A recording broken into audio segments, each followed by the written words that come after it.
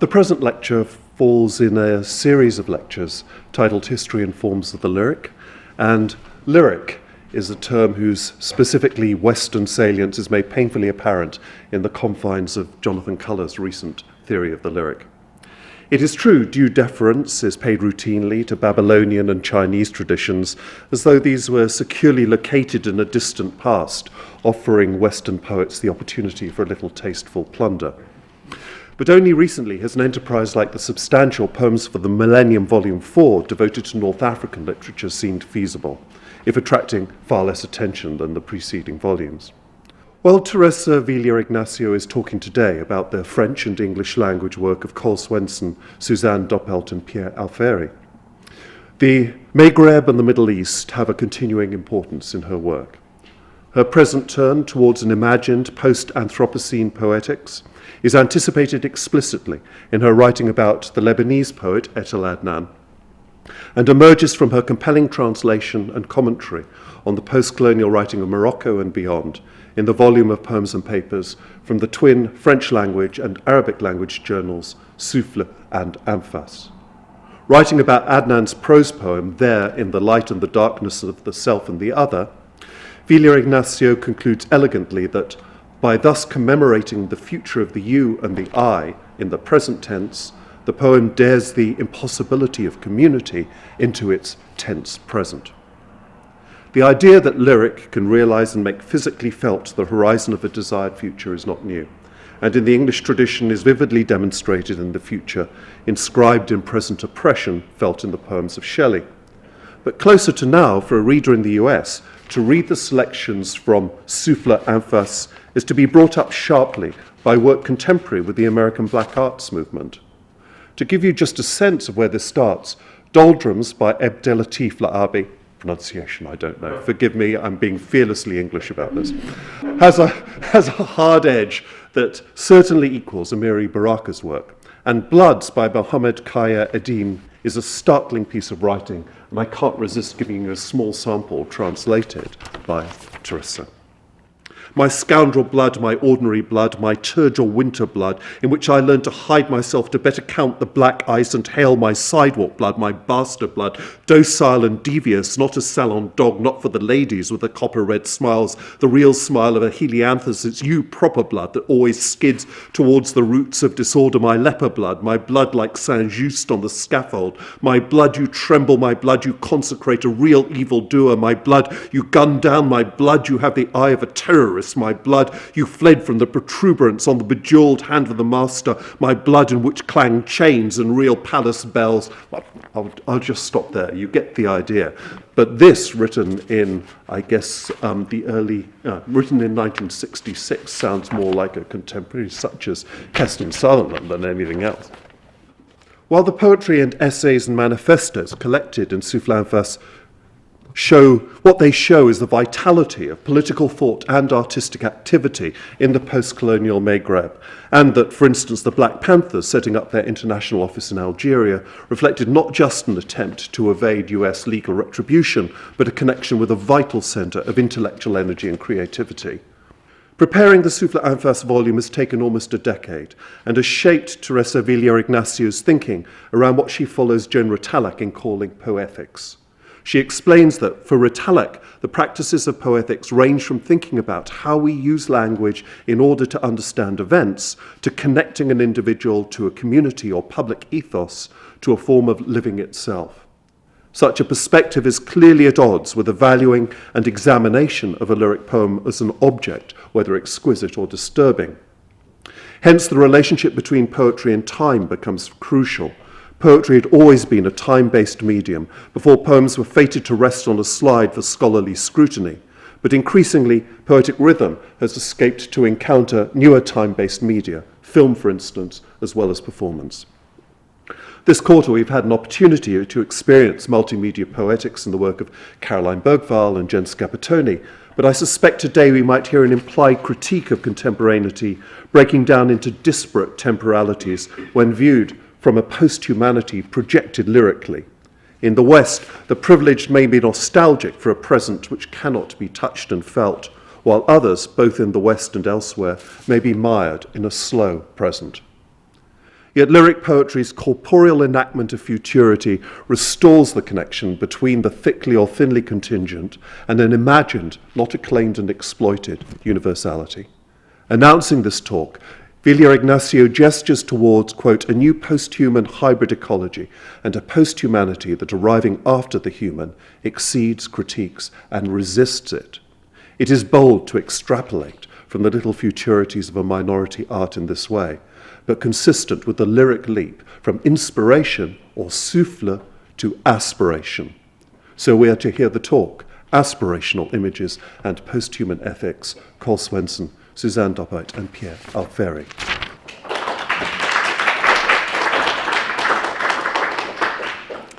Thank you so much, John, for that wonderful introduction and your incredible reading of Bloods, which makes me want to corral you into our reading tour that we're doing right now of the anthology, because I could never read it with that much passion.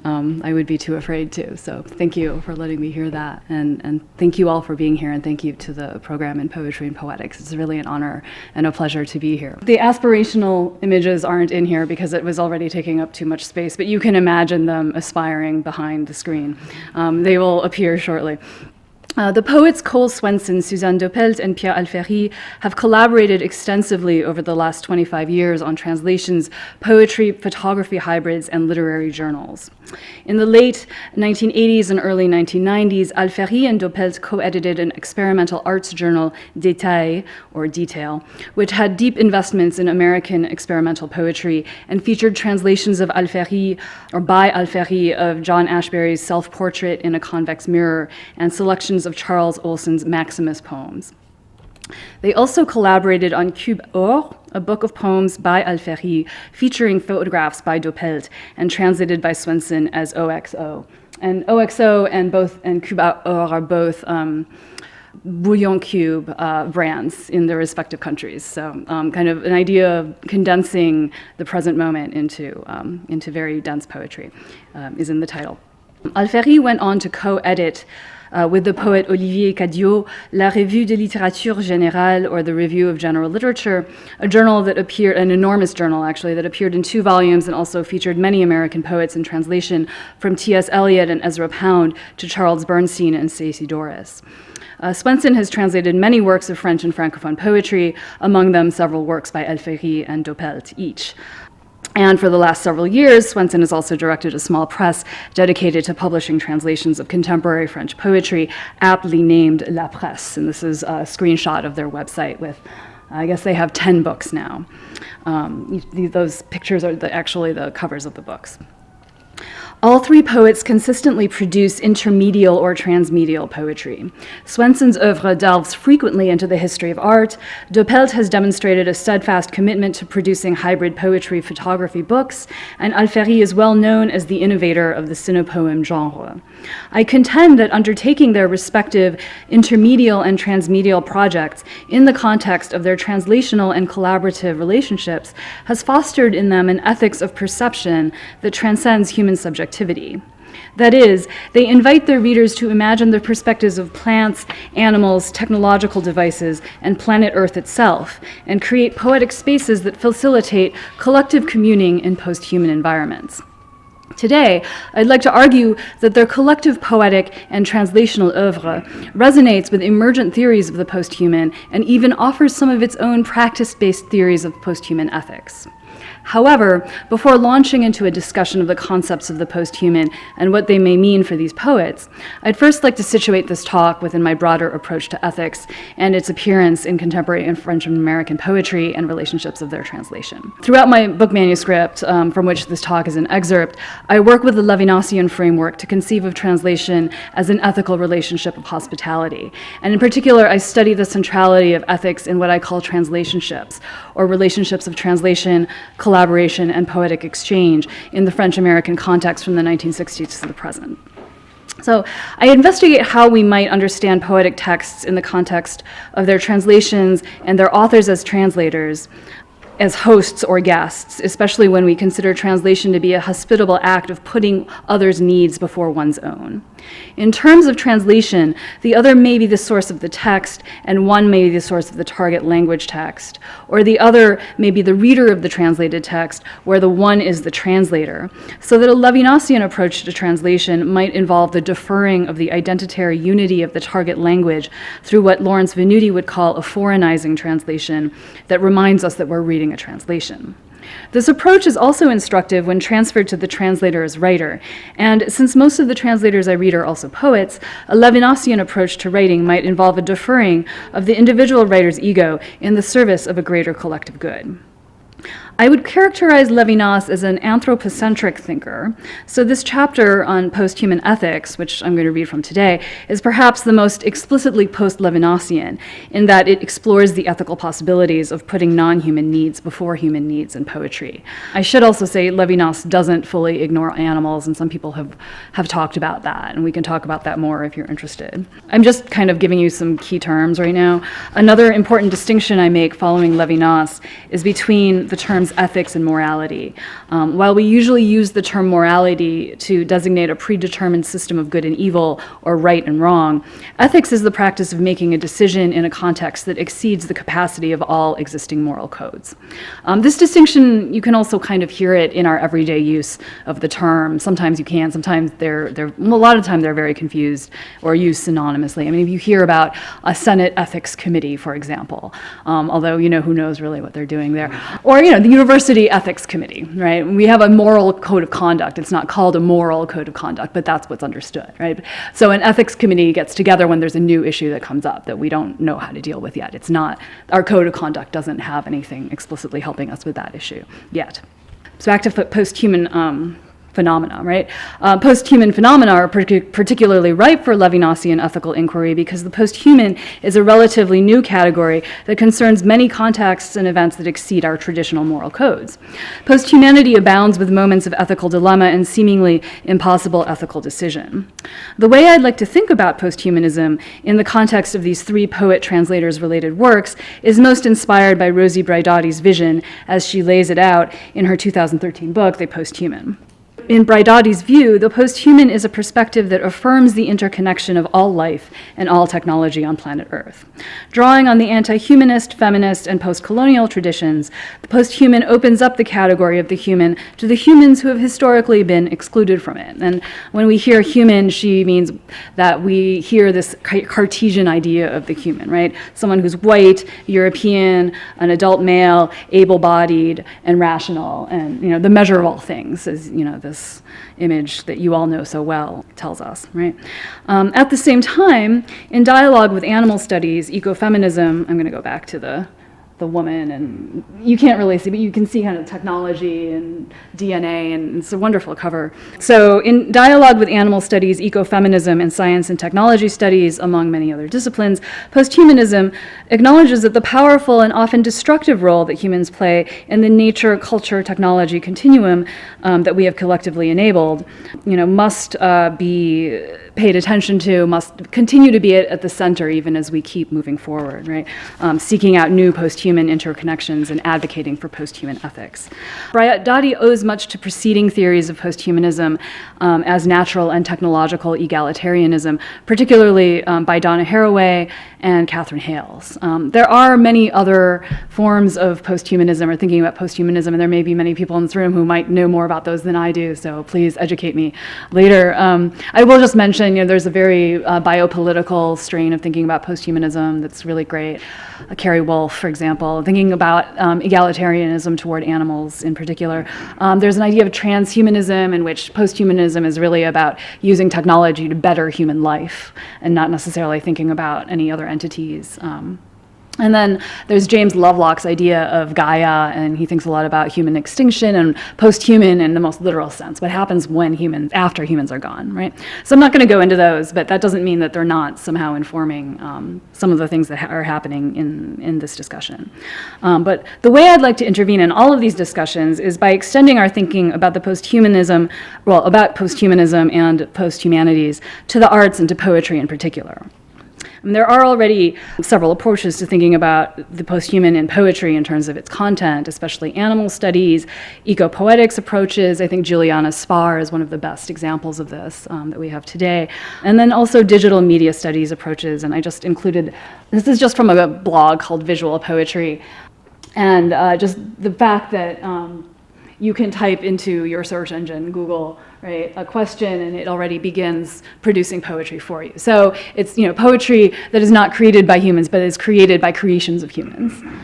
In the same way that posthumanisms or posthumanists have questioned the boundaries between humans and other planetary inhabitants and humans and technology, I'd like to think about art itself as another technological planetary entity with whom we as humans have established boundaries we are now in a position to question as we are questioning all other boundaries.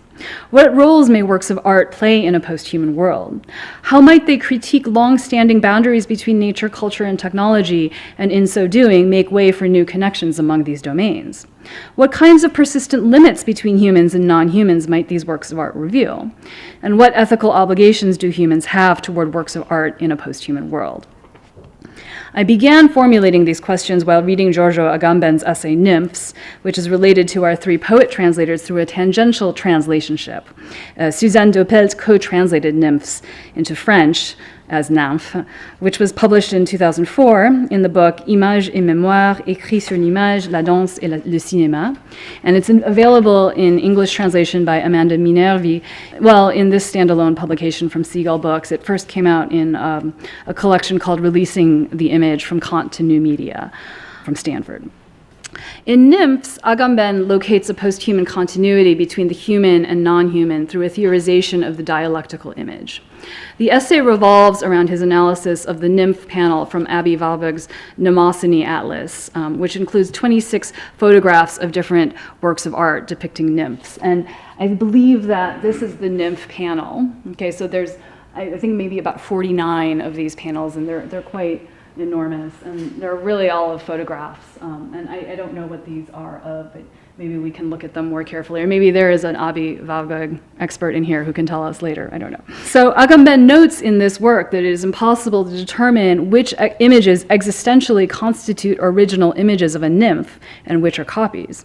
Comparing these images to the outsider Chicago artist Henry Darger's traces of photographs in his epic drawings, which similarly blur the original copy distinction, Agamben remarks that both Warburg and Darger want to give life to the spectral bodies that are the images of our memory.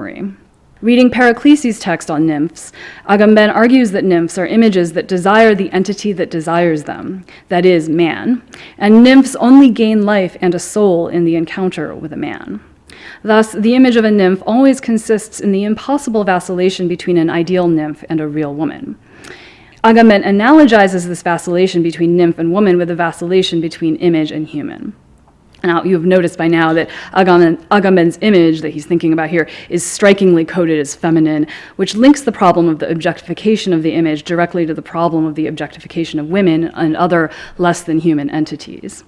He locates this vacillation between image and human in the imagination, and following the medieval philosopher Averroès, notes that imagination, which defines the human, lies at the threshold between the corporeal and the incorporeal, the individual and the collective, feeling and thought. In other words, the imagination is the limit event that defines the human species, and defines the human species is a quote from Agamben. He argues we must read Warburg's Atlas as a work of art focused on the limit between the individual and the collective that images and the imagination reveal.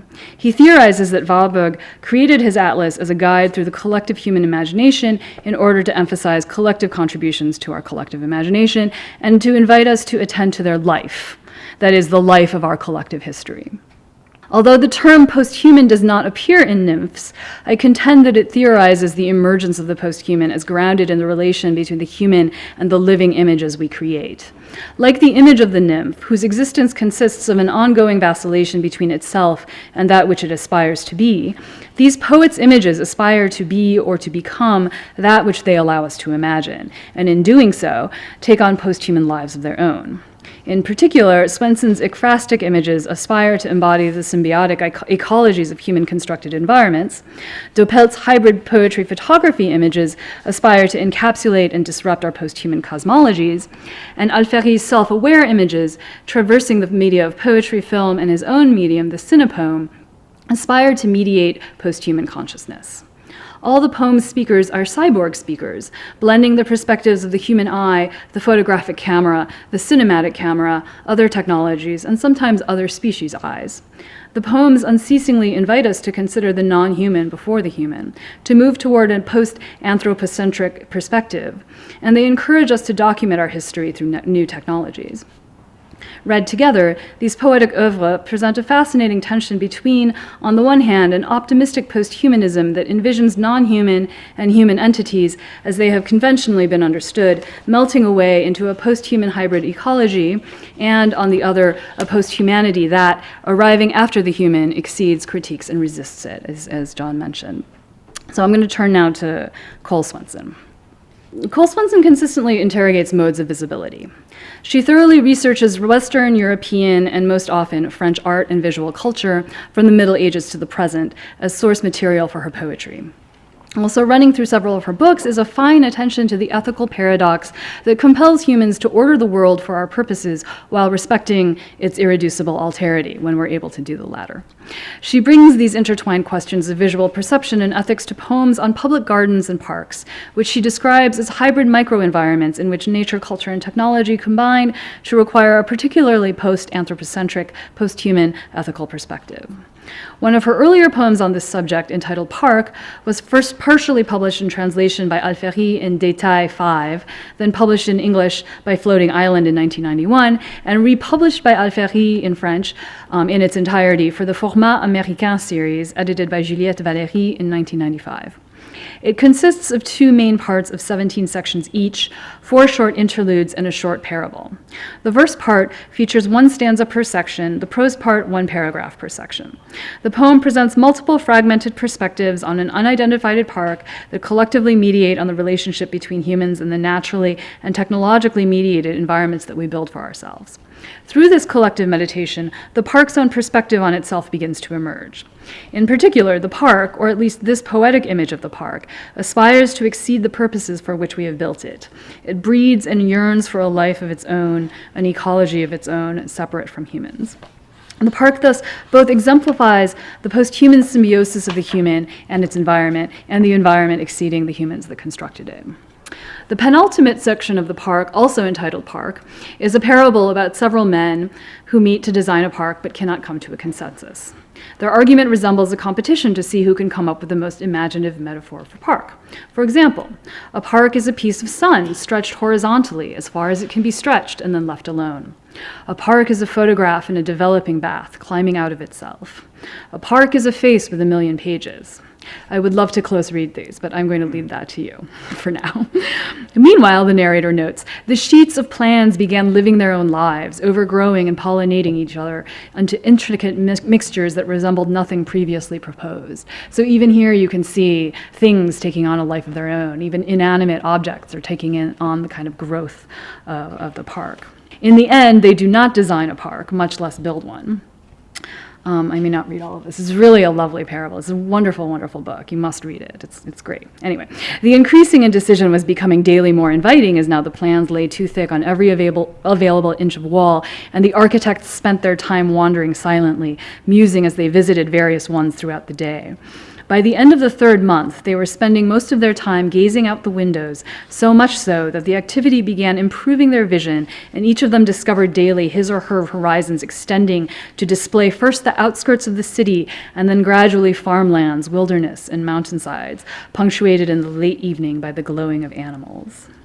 As they are saddled with the impossible goal of creating a perfect environment, one which should provide all the senses with an experience of perfect harmony, it's no wonder that the architects prefer to prolong their fantasies rather than make a decision.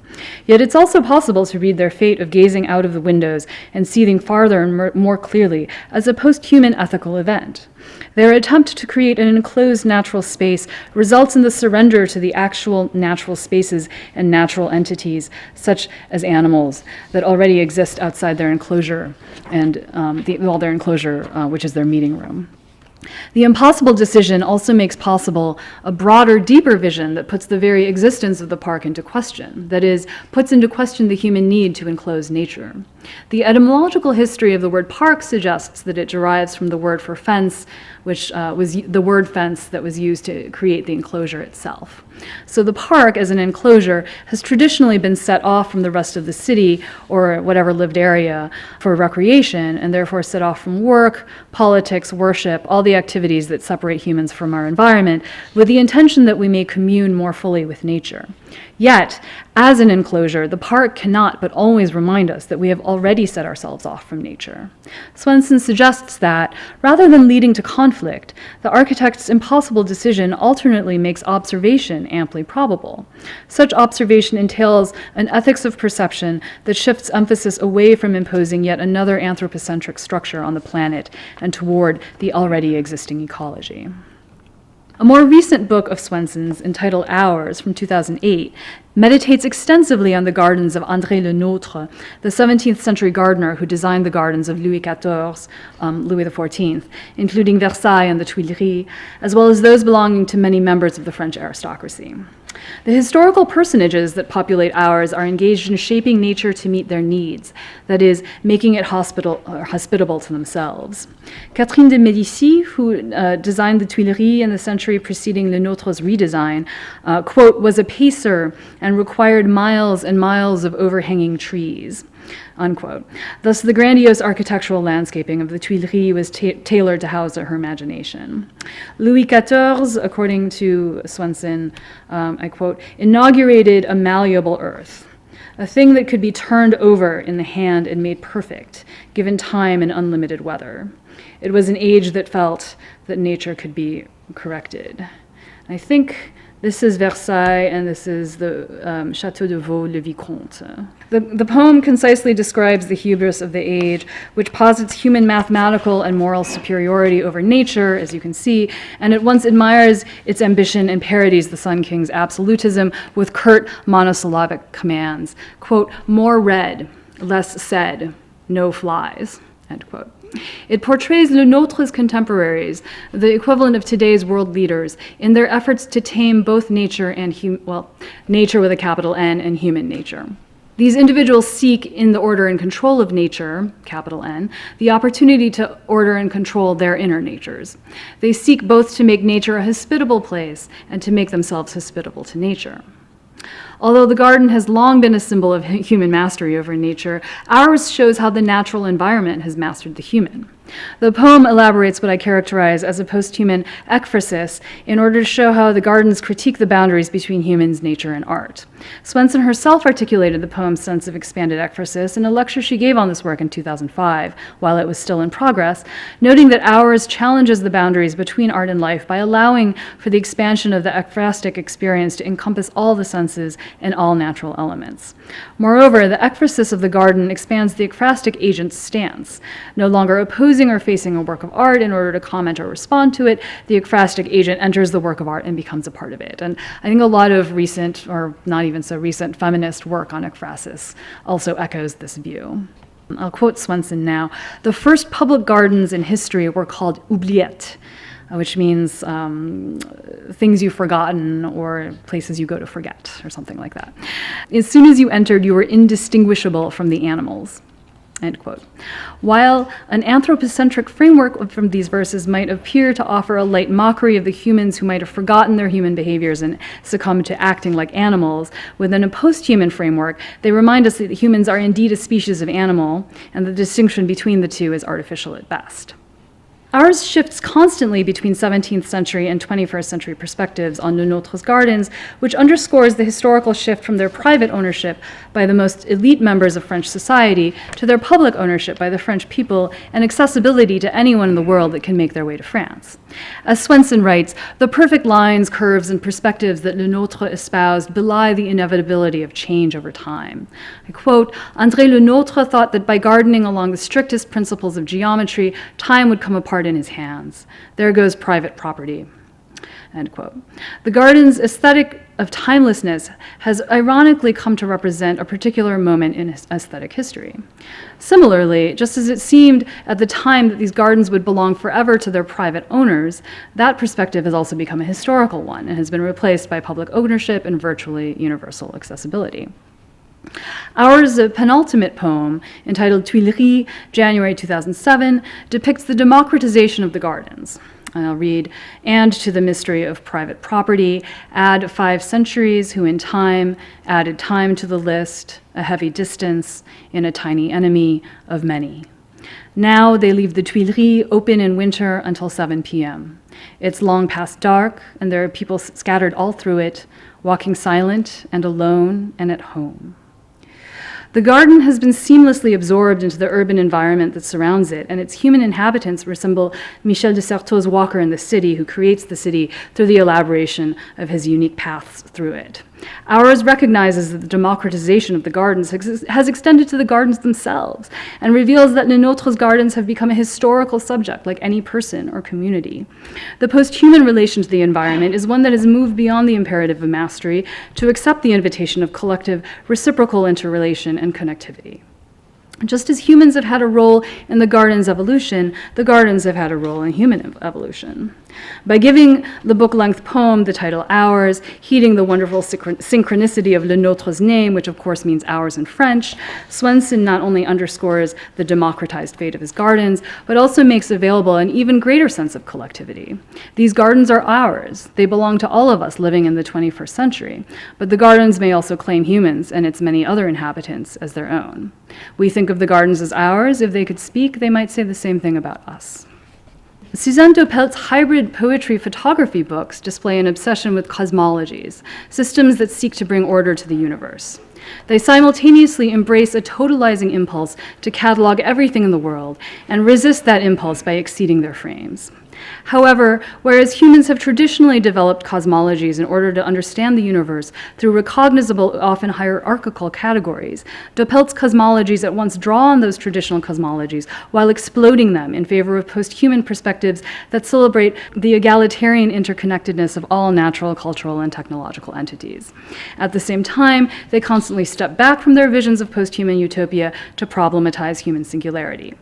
Cole Swenson has translated 3 of Doppelt's works, all published in the 2000s in French. I'll examine excerpts from each in turn to see how Doppelt develops post-human cosmologies for our reading and viewing pleasure and displeasure.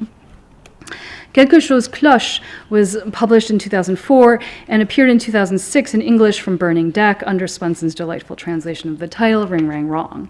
The poem insists on the interconnectedness of all things in nature.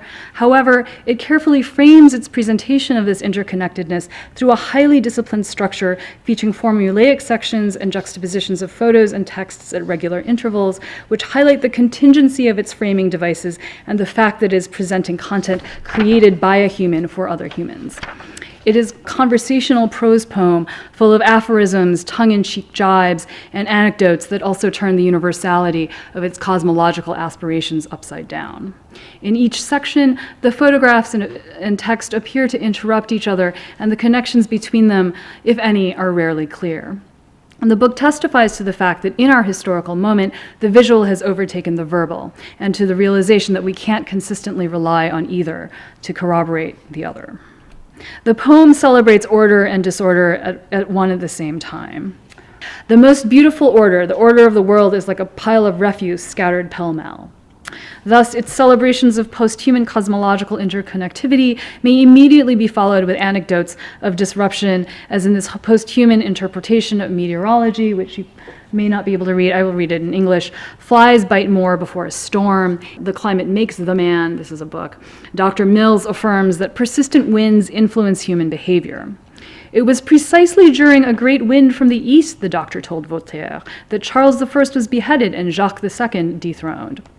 Perhaps these political deposings are part of the greater cosmological order, perhaps they are coincidences.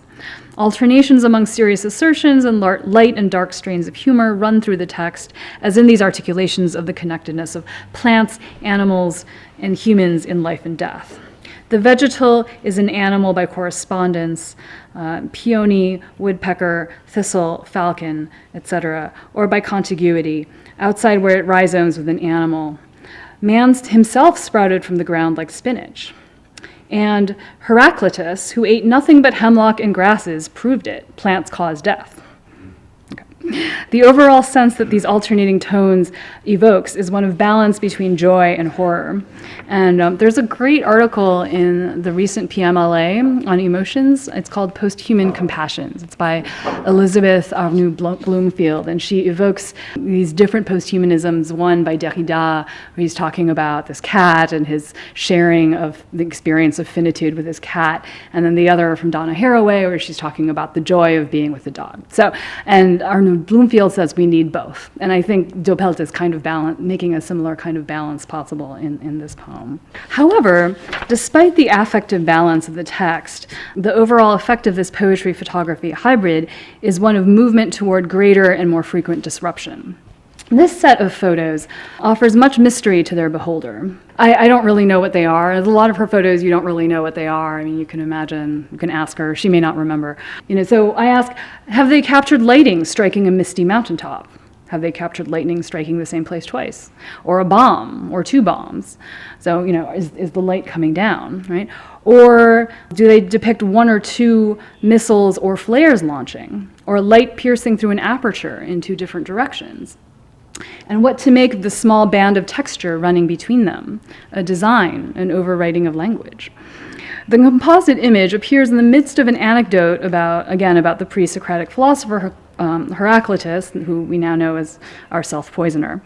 One fine day, Heraclitus, fed up, withdraws, eats nothing but plants and herbs, which gives him dropsy, which is in case you haven't been around for a while, is a translation of hydropique, which today we would call edema or swelling. It often accompanies congestive heart failure and death. Okay, or at least it's a symptom of the fact that you're going to die soon.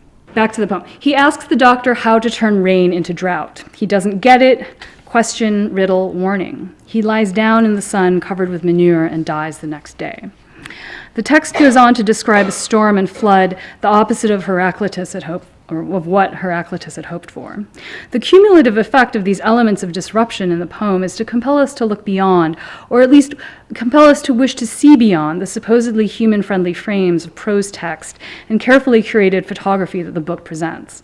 The phrase quelque chose cloche idiomatically signals that something is off, something isn't quite right, and Swenson's translation, ring, rang, wrong, captures that sense imaginatively.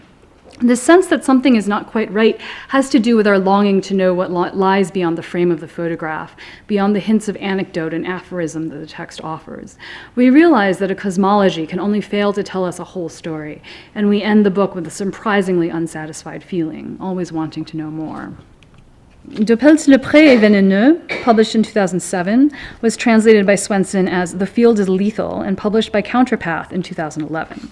The translation of the title draws our attention to the fields of the page of poetry and the photograph, both of which are even more disciplined than those in Quelque chose cloche.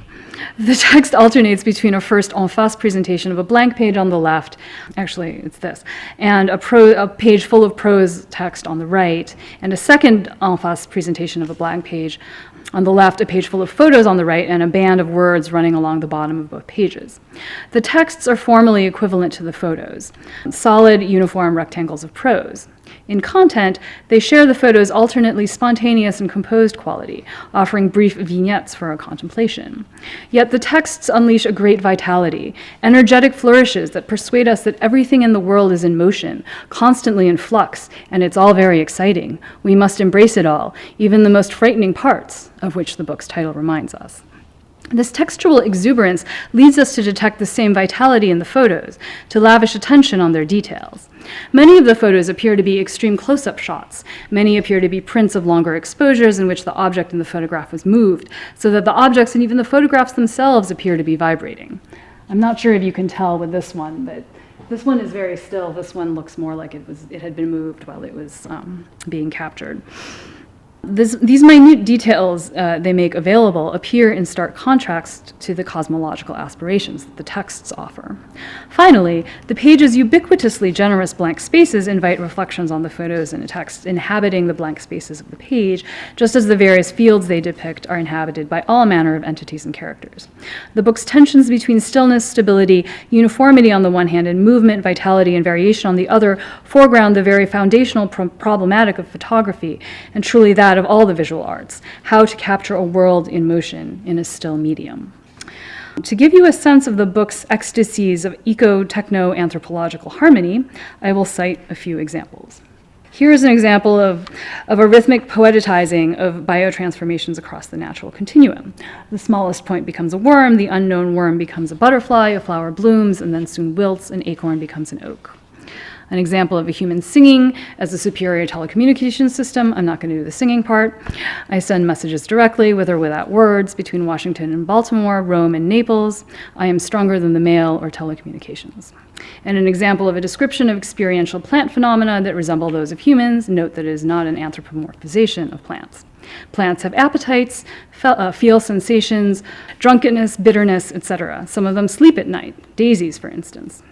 And my favorite page of the text begins with minute rumblings that evolve into an earthquake and then into the apocalypse, yet throughout the whole episode, the whole planet still appears to be moving together in perfect harmony. So our post-human ethical obligations become visible through the book's photography and phototext juxtapositions.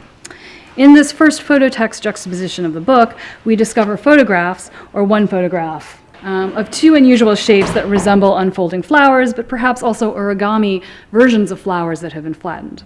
The accompanying text self-references its placement at the bottom of the screen of the two open pages, and in some ways takes on the role of a subtitle, though perhaps not an entirely correspondent one. Toward the bottom of the screen, flower blooming in the morning, soon it fades, and the contents of a memory projected. It's a target image. The world in which she lives is two pieces. The text confuses us as to which flower is the target image and arouses our curiosity about her and what the two pieces of her life might be. Is it life itself and photography of it? Is it life itself and the memory of it? The second phototext juxtaposes features on the left that, a composition of technological elements that can be easily anthropomorphized, and on the right, perhaps, it's hard to see here, but perhaps the moment of a dandelion seeds blowing away in the breeze. Its accompanying text reads, "What glistens sees, things watching us." In French, it's "Ce qui brille voit, les choses nous regardent," which recalls the lines of Baudelaire's sonnet Correspondance, "L'homme y passe à travers des forêts de symboles, qu'il observe avec des regards familiers." So men walk through a forest of symbols that observe them with familiar gazes. You hear this when you read that in the French, because throughout the whole text, Doppelt has been paraphrasing another line from Correspondance, "Les parfums, les couleurs et les sons se répondent," perfumes, colors, and sounds correspond, as les formes et les couleurs se répondent, or forms and colors correspond. And then the third phototext features multiple indeterminate photos, perhaps of a sky, and multiple exposures of a tree, recalling in at once an awkward and elegant way the perpetual motion of nature.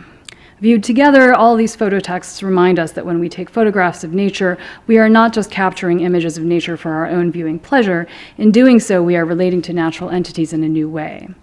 We must ask ourselves, how do we relate to their motility from a fixed vantage point? We can't. We must realize that we too are always moving, always in motion. The text subtly and not so subtly exhorts us to break free of our stillness and move around like the rest of our environment. So Lazy Susie, published in 2009 and an English translation with the same title in 2014 by Litmus Press, begins with the presumption that everything is connectable because it is visible to the human eye, and analogizes all cameras to the human eye and the human eye to all cameras, and analogizes all rotating spherical things to the human eye, and so forth, so that suddenly all is visible in all its marvelousness. The text consists of prose poems of a few pages length, separated by photographs, though the text can also be read as one long narrative. Always accelerating in rhythm and pace, we easily succumb to the whirlwind of every round thing in its rotating. However, while the text and many of the photos represent things that are round, the shape of the photos and the texts remains decidedly rectangular. We recognize a blatant pattern from Dopelt's earlier books, and as if she knows that we have recognized it, she titles the book with a self-mocking wordplay. Once again, Lazy Susie goes round and round in circles, but stays in the same rectangular place while we become dizzy. Yet the book seems, more than any other, fully reconciled to this tension, comfortable in the discomfort of its contradictions, as if to insist that the only way we can perceive the fragmented, multiplicitous post-human worldview of natural and technological perspectives converging is through these translations into the very human forms of the poem and the photograph. Dopelt's fantastical descriptions of the human eye at work place it at the center of post-human perception and self-perception. For the eye is not an independent machine. It works in tandem with light, placement, movement, and of course language, connecting it to these things and analogizing it to other natural objects and technological devices. She reveals that it is through the invention of seeing technologies that we have come to understand our own seeing better. She describes the eye as a camera technology, rather than the camera as an eye technology. I quote, "The eye is a dark room with a lens on one side and a screen on the other. All you need is some good sun and a tiny hole in the size of a pin in order to draw an exact image of the world on the opposite wall, inverted but intact, a singular landscape well lit, the colors, the shadows, the clouds, the ripples on the water, the flight of birds, all seen under a nicely brilliant sun." Most creatively and centrally for this book, she characterizes the eye as a super rotary Lazy Susan, one among many others rotating in this book, rotating devices in this book. It's the ronde du pont, an old-fashioned three-legged table stamps its foot and rises a whole 6 inches off the ground. Can you keep your lines coming from the table in its current position? Just lay your hands upon it, a real bit of légerdemain, and matter changes, the eye swivels. It's what gathers up the spheres as the ear does sounds, and the illusions they cause, furniture adrift. Aerial, it glides in a circle, endlessly turning with its super rotary Lazy Susan all around the earth, itself resembling a table or an egg. It's borrowed light. She also points out that these are all illusions, right? Reality is just a matter of fine-tuning, right? But there's a photograph of a camera lens that looks and acts like a human eye, mirroring the image behind it upside down. So in the course of his career, Pierre Alféry has developed a similarly compelling obsession with the eye of the camera, both in his written poetry and his cinepoetry. However, I would first and foremost characterize him as a poet who's concerned with poetry as movement. The first hints of his interest in post-human interconnectedness were not primarily concerned with language or with visuality in or next to poetry, but rather with producing that movement through literary language. He outlines these concerns in his theoretical manifesto Chercher une phrase, which appeared in 1991 and was partially translated as To Seek a Sentence by Anna Moshavakis in Verse magazine. Alféry refreshes our literary theory lexicon, redefining the terms through which we think about literature, about the relationships between the world, things, and experiences. Like his elders, the post-structuralists, he agrees that language can never be one with its referent. However, he does not agree with them with the theory of the unsayable. Reference and the sayable or unsayable give way to Alféry's theory of literary singularity, which he locates in rhythm and syntax. He argues that each work of literature places words in a unique manner, and that by placing them in any other way, they would cease to be literature. And he makes analogies to music, right? If you put notes in any other way, they would not be that piece of music that they are. They might not even be music at all. And, we could also say that about paraphrase, right? If we paraphrase a work of literature, it's not going to be literature anymore, unless it's a really, really creative paraphrase, right? He also says that the work of literature is not simply to make up sentences, but to invent sentences. And I have a quote here that I think is very helpful in terms of the way that he's thinking differently about the unsayable, which I'll read in English. The sole task of literature is to invent new syntactic forms, new forms of rhythm, to extend language. Saying in this sense no longer leaves any place for the phantom of the unsayable. Like the horizon, the unsayable recoils with each sentence. The only obstacle occurs each time a set of worn-out sentences shields itself from its own cutting edge. Every phrase must overcome its own obstacle, but none of them are impassable. That was my translation, so apologies if it's not so great. For him, there is no separation between words and things, because words are things, though things are not necessarily words. His post-human theory of literature therefore seeks to reconnect human language to the world in which it exists. And so he goes on to write some poetry. In fact, he wrote a poem called Natural Gaits, or Les Allures Naturelles, at the same time, that was trying to capture movement in language. And then he wrote this other book the next year where he kind of looks at experiments done on animals and how humans are kind of living out those experiments themselves. Very interesting. But I'm going to just show you this cinepoem, and we can talk a little bit about what he's doing. This is maybe about 10 years after he wrote Chercher une phrase. So how he's kind of moving, still kind of working on the same thing, but also moving beyond it.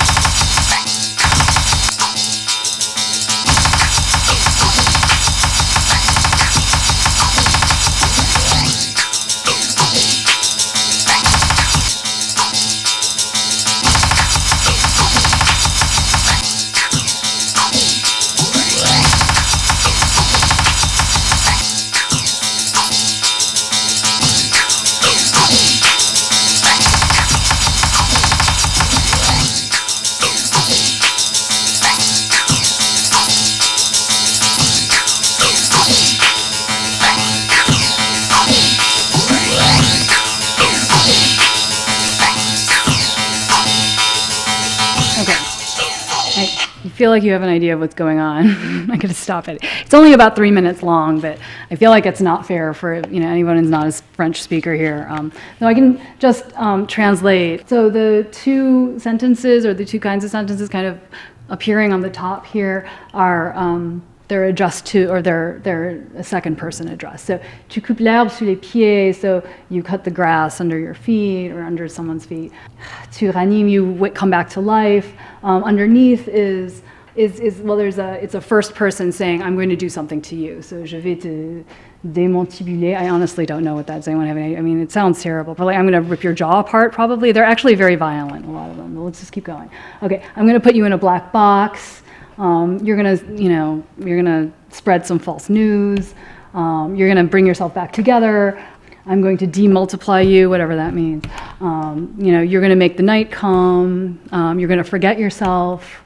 You're going to dilapidate yourself, and that's the end. Oh, and we were almost done. Okay. So just so you know, so there's a lot of you are this, you're that, you're going to do that, or you're doing this, you're doing that, with kind of subtext of I'm going to do these things to you. I'm going to do these. I'm going to bend you. Right? I'm going to profane you. I'm going to unlock you. So I should also mention this cinepoem is called Elvin Jones, after the jazz drummer, although that is not his percussion in the background. So I read this cinepoem as a natural progression of Alfieri's work on movement, since it literally sets words in motion and sets sentences in motion. It describes second-person experiences in the present and future, in particular, things you're going to do in the present, things someone else is going to do to you in the near future, as it's in the futur proche, right? It allows the viewer to identify with the you and to construct a narrative, but also defamiliarizes that narrative narrative, especially with its upbeat techno percussion soundtrack, and allows for disidentification with it. It resembles another cinepoem Alfieri made called Ne l'oublie pas, or Don't Forget, which is a little bit longer and a little bit more complex. It's maybe about 10 minutes long. In both cinepoems, each line changes quickly. They all change at different speeds, fading in and out. Most of the time, the changes happen too quickly for any spectator to be able to read and absorb all of them. So they describe things you did, epiphanic moments, cliché moments of epiphany, violent things that may happen to you. Although the command is not to forget things that happened or will happen to you, they're all going by so quickly that of course you're going to forget them all, until finally the lines fade one by one and then all together, just as your memory of them will. The experience of watching these sentences as part of a group suggests that as a collective we all have the same elements of experience available to us. And even though the film demands that we not forget, perhaps their interchangeability suggests the impossibility of the singularity of experience and leads us to question whether singularity is more valuable than commonality.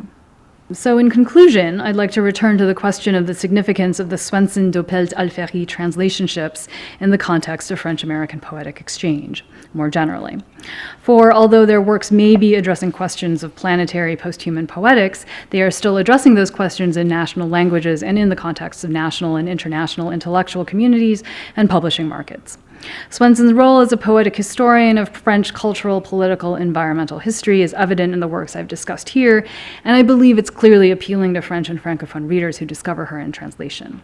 However, aside from their generally inventive qualities, it's not clear why Doppelt and Alfieri would be of interest to American readers. Although one thing that I will talk about more in my book is the way in which Ashbery has very much influenced Alfieri, and if you read his poetry, for years and years later, there are a lot of echoes and resonances with Ashbery, in my view. Well, I think that Cole Swenson translates them into English, as is probably obvious by now, both Doppelt and Alfieri, because her work has many affinities with theirs, though she would tell you that her work is quite different from everyone she translates, which is why she translates them.